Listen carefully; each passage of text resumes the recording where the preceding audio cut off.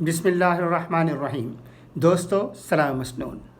یہ آمبور ہے، ہاں جی وہی آمبور جو چمڑے اور چمڑے کی اشیاء کے لیے دنیا بھر میں کافی مشہور ہے۔ اب وی ایم خلیل الرحمن سے اردو میں خبریں سنیے گا۔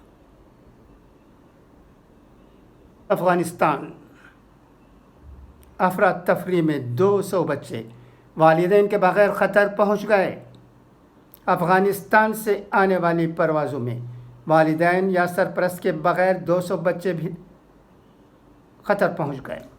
عالمی خبر رساں ادارے کے مطابق طالبان کے افغانستان کا کنٹرول حاصل کرنے کے بعد سے لاکھوں شہریوں کو براہ راست امریکہ یا برطانیہ، جبکہ قطر اور متحدہ عرب امارات میں ٹرانزٹ پروازوں کے ذریعے منتقل کیا جا چکا ہے۔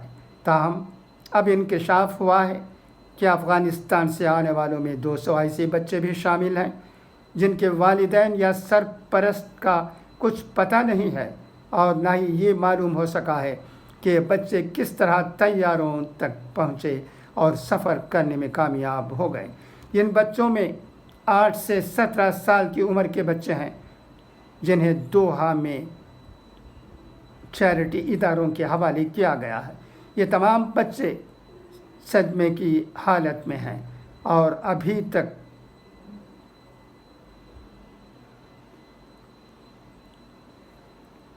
صورتحال کا سامنا کرنے کو تیار نہیں۔ دوحہ میں امریکی حکام نے بچوں کے قطر آمد سے متعلق سوالوں کے جوابات دینے سے گریز کیا، تاہم کابل ایئرپورٹ پر سیکیورٹی انجام دینے والے ایک فرانسیسی پولیس افسر نے AFP کو بتایا کہ ایک خاتون نے اپنے بچے کو فرانسیسی اسپیشل فورسز کی جانب پھینکا، جسے ہم نے امریکی طبی عملے کے حوالے کیا تھا۔ فرانسیسی پولیس افسر نے مزید بتایا کہ اس بچے کو طبی امداد دی گئی، تاہم اس کی ماں ہجوم میں کہیں کھو گئی، اس لیے بچے کو دوحہ بھیج دیا گیا۔ اس کے علاوہ ایک آدمی 3 بچوں کے ساتھ ایئرپورٹ کے دروازے پر آیا اور ان کی مدد سے اندر آ گیا، لیکن وہ بچے اس کے نہیں بلکہ یتیم تھے۔ اس طرح ان 3 بچوں کو بھی سرپرست کے بغیر دوحہ لایا گیا۔ ان واقعات سے ظاہر ہوتا ہے کہ شدید بد انتظامی، ہجوم اور افراتفری کی وجہ سے یہ بچے اپنے والدین یا سرپرستوں سے ایئرپورٹ کے اندر بچھڑ گئے تھے، اور کوئی وارث نہ ملنے پر جلد بازی میں ان بچوں کو طیاروں میں بٹھا دیا گیا۔ یونیسیف کی ایک عہدیدار کا کہنا ہے کہ جن کے والدین یا سرپرست کھو جائیں وہ دنیا کے کمزور ترین بچے ہوتے ہیں۔ دوحہ پہنچنے والے بچے ابھی صدمے سے نڈھال اور انتہائی مایوس ہیں، جبکہ ان کے والدین یا سرپرستوں کا کچھ پتہ نہیں چل سکا ہے۔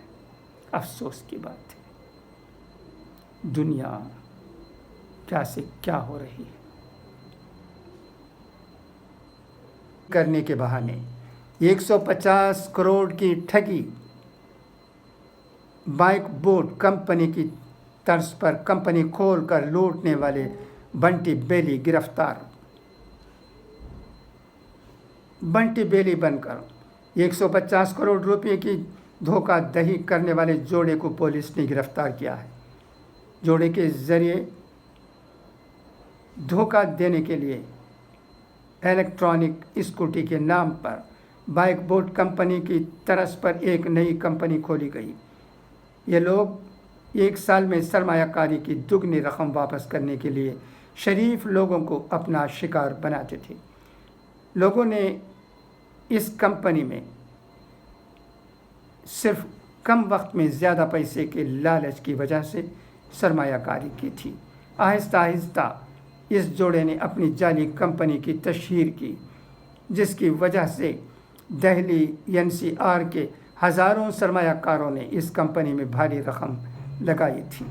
کافی رقم ملنے کے بعد جوڑا سال 2019 میں کروڑوں کی رقم لیے فرار ہو گیا تھا۔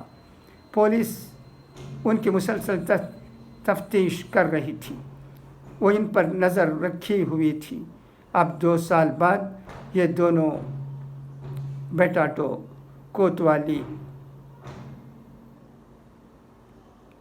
پولیس افسران کے ہاتھ لگ گئے۔ پولیس انہیں حراست میں لے کر پوچھ تاچھ کر رہی ہے۔ آپ کو یاد ہوگا کہ ایسا ہی ایک واقعہ بنگلور میں کانگریس جنرل سیکریٹری پرینکا گاندھی اپنی ماں سونیا گاندھی کے پارلیمانی حلقہ رائے بریلی کے 2 روزہ دورے پر اتوار کو یہاں پہنچیں اور ہنومان مندر میں پوجا پاٹ کیا۔ پارٹی ذرائع کے مطابق اتر پردیش کی incharge Congress general secretary Priyanka Gandhi اپنے 2 روزہ دورے پر رائے بریلی پہنچی۔ راستے میں پارٹی کارکنوں نے ان کا زوردار استقبال کیا۔ رائے بریلی پہنچنے کے بعد پرینکا گاندھی نے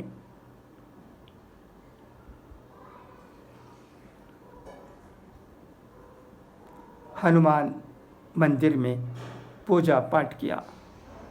اس کے بعد وہ رائے بریلی بھونے موئے گیٹ ہاؤس کے لیے روانہ ہو گئیں۔ پرینکا گاندھی اپنے رائے بریلی دورے کے پہلے دن کانگریس کارکنوں سے ملیں گی اور 2022 کے اسمبلی انتخابات کے سلسلے میں حکمت عملی پر غور و خوض کریں گی۔ پارٹی ذرائع کے مطابق آج رات قیام کے بعد دورے کے دوسرے دن پیر کو پرینکا عوام الناس سے ملاقات کرنے کے بعد لکھنؤ کے لیے روانہ ہو جائیں گے۔ اسمبلی انتخابات میں اب وقت کم بچا ہے، ایسے میں سبھی پارٹیاں اپنی اپنی حکمت عملی بنانے اور تیاریوں میں مشغول ہیں، اس لیے کانگریس جنرل سیکریٹری کا رائے بریلی کا دورہ کافی اہم مانا جا رہا ہے۔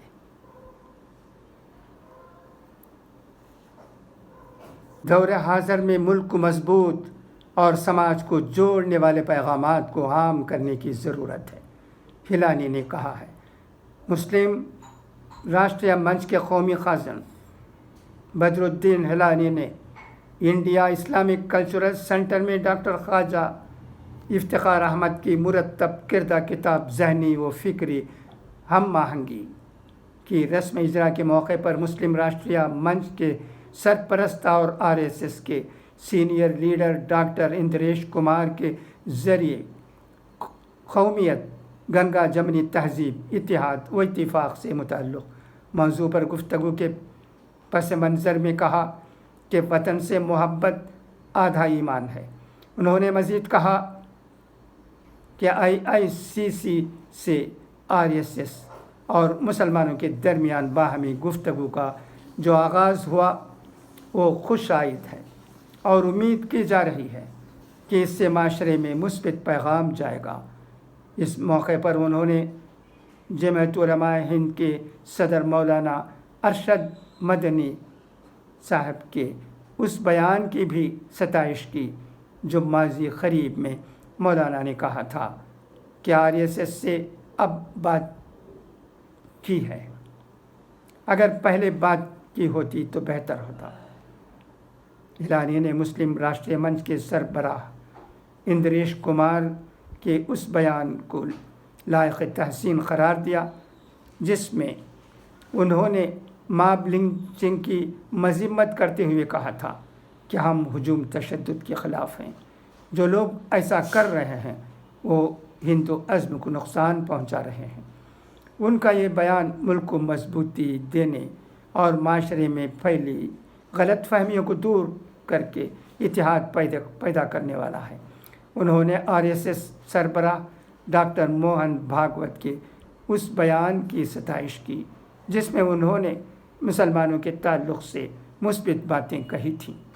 ہیلانی نے مزید کہا کہ وزیر اعظم نریندر مودی جی پہلے ہی مسلمانوں کے تعلق سے بڑا بیان دے کر پیغام دے چکے ہیں کہ میں ایک ہاتھ میں قرآن پاک اور دوسرے ہاتھ میں کمپیوٹر دیکھنا چاہتا ہوں۔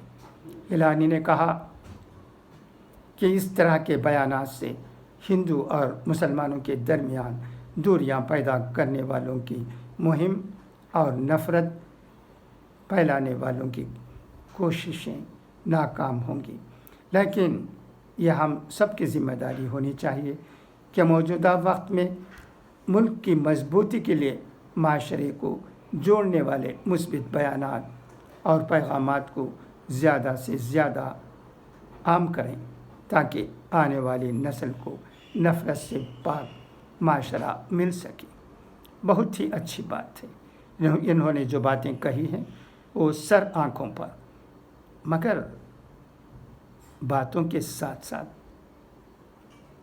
کام بھی ہونا چاہیے۔ کیا ہم کسی معاشرے کو صرف اس لیے کہ وہ ہم سے الگ ہے نظر انداز کر سکتے ہیں؟ باتوں سے کیا ہوتا ہے، کاموں کی بھی ضرورت ہے۔ عمل سے بنتی ہے جنت بھی جہنم بھی، یہ خاکی اپنی فطرت میں نہ نوری ہے نہ ناری ہے۔ تو اس لیے ہندوستان میں رہنے والے لوگوں کو سوچنا چاہیے، کیا صرف اس لیے کہ دوسرے مذہب کے لوگ اقلیت ہیں ان کو نظر انداز کیا جا سکتا ہے؟ نفرت کی وجہ نظر اندازی ہے، یہ ہمیں سمجھنے کی ضرورت ہے۔ مگر جہاں تک ہیلانی کی بات ہے وہ باتیں ٹھیک ہیں۔ جمعیت العلماء کے صدر مولانا ارشد مدنی صاحب بھی کوشش کر رہے ہیں کہ ہندوستان میں رہنے والے تمام مذاہب کے لوگوں کے درمیان گفت شنید ہو، تبادلہ خیال ہو، اور ان میں جو بھائی چارگی ہے زمانے سے اسے اور مضبوط بنانے کے لیے تمام کوششیں ہوں۔ مگر یہ کوششیں اس وقت پوری طرح سے کامیاب ہو سکتے ہیں جب یہاں رہنے والے اکثریتی طبقے کے مہان لوگ، مہاپرش اس سلسلے میں میدان میں آتے ہیں اور اس کے لیے کچھ کرنا چاہتے ہیں، کام کرتے ہیں، تو بات آگے بڑھے گی اور ہندوستانیوں میں بہتر حالات بھی پیدا ہوں گے۔ یہ کام ہو سکتا ہے، ضرور ہو سکتا ہے، مگر اس کے لیے سب سے پہلے یہ شرط ہے کہ یہاں رہنے والے اکثریتی طبقے کے لیڈران کمر باندھ کر میدان میں آ جائیں، وہ یہاں رہنے والے اقلیتی مذاہب کے لوگوں کو الگ نہ سمجھیں۔ کیا ان میں قابلیت کے لوگ نہیں ہیں؟ انہیں کیوں انتخابات کے وقت چھوڑ دیا جاتا ہے؟ دوستو، اب آئیے اقوال زرین سنیں۔ یہ اقوال زرین ابن عربی کے ہیں۔ ان لوگوں سے ہوشیار رہو جو علماء کی تحریروں کو توڑ مروڑ کر پیش کرتے ہیں۔ جہاں تک ممکن ہو شک و شبہ سے بچو۔ عبادت کی جان عجز ہے۔ جس طرح ہڈی کے گودے سے اعضاء مضبوط ہوتے ہیں، اسی طرح عجز کے گودے سے عبادت میں جان پڑتی ہے۔